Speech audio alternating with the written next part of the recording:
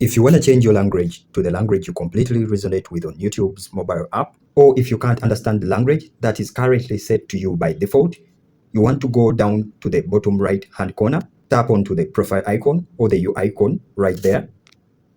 And then you want to go up to the upper right hand corner, tap onto the gear icon right next to the search icon, tap onto that. You want to go where it says languages. You want to click into that. Then you can go here and select your preferred language settings based on your location. So tap onto that. Once you're here, you can scroll until you find any preferred language you want. Select any that suits your needs. Once you're done, just hit confirm. Again, you can quickly change these app languages too. So you just need to scroll down and select any language that will appear once you open YouTube mobile app. So that's it, guys. If this video helped, kindly subscribe as this helps us a lot as a whole. Bye.